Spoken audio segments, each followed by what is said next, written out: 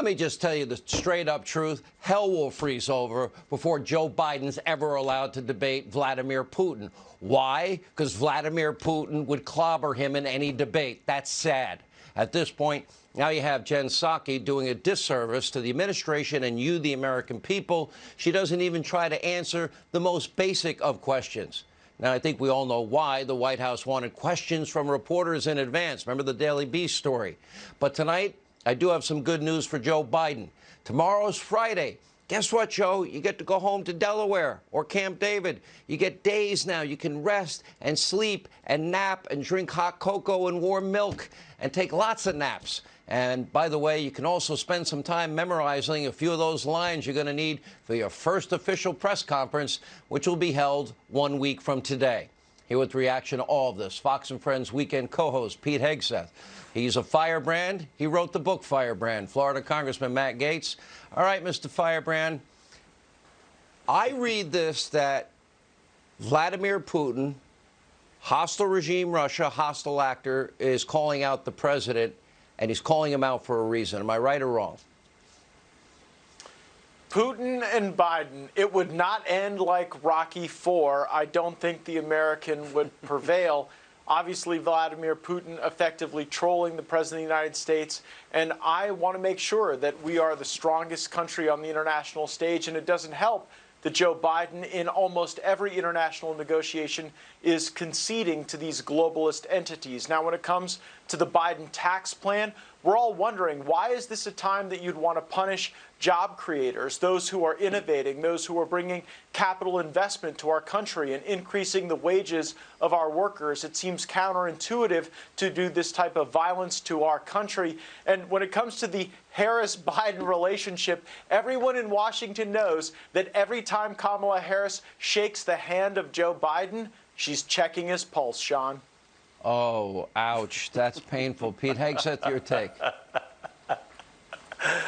There are a lot of people that are in front of Joe Biden to be president right now, not just Kamala Harris, which we all know. I mean, Nancy Pelosi, Chuck Schumer, who is also effectively controlled by Comrade Cortez, who lives rent-free in his head. Of course, you have Bernie Sanders, who should have been the nominee twice, and Susan Rice, who was part of the Obama administration, is now the domestic policy advisor. All of them are deciding what gets in front of Joe Biden before or after he takes his nap so that their policy priorities can be moved forward. But here's the sad thing about the Putin thing.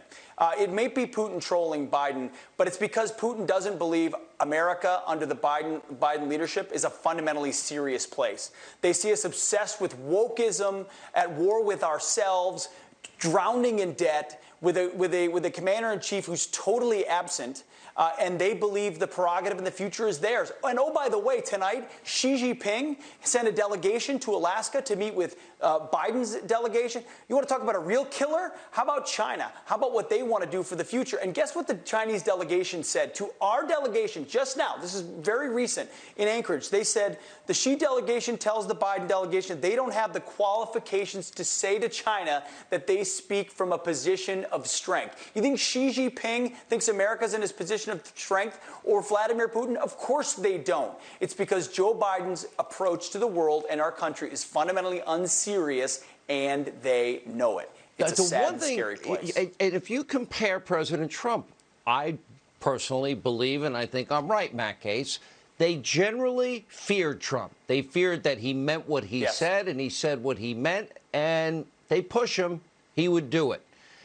I don't know how they feel about Biden. Now, there's always uncertainty because there are other people that clearly will have influence on any decision moving forward.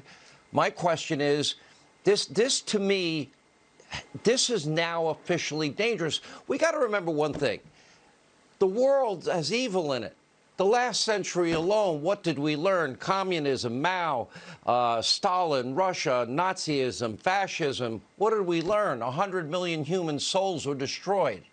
So evil is real. The United States is to lead the free world, the cause of freedom, to act as a deterrent and be strong as a deterrent against such, right? I agree. I also believe that Russia is not the great threat that some in the establishment would portray it.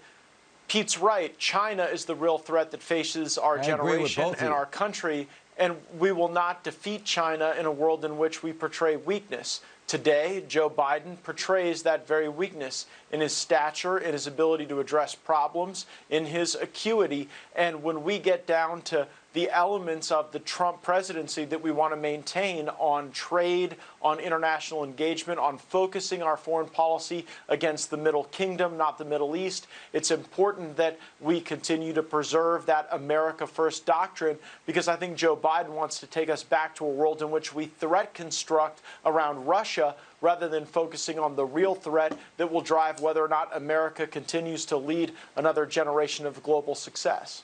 Pete, last word, 30 seconds. Sean, you don't look strong when you have razor wire around your own Capitol, yet the National Guardsmen you have defending it have no ammunition in their rifles, because the whole thing is a sham and a show for Nancy Pelosi and Democrats to try to portray their political opponents as insurrectionists. When you are at war with yourself and the President of the United States doesn't know what day of the week it is, there's no chance the rest of the world takes you seriously. And that's how dangerous this moment is. With President Trump, they knew we meant business. With Biden, they have no clue, which means it's time to play, and the world gets more dangerous. Pete Hegseth, thank you. Congressman Matt Firebrand Gaetz, thank you. This is Congressman Matt Gaetz. If you liked that video, make sure you like and subscribe to our YouTube channel, follow us on social media, and join us on our daily podcast, Hot Takes with Matt Gaetz, on your favorite podcast listening platform.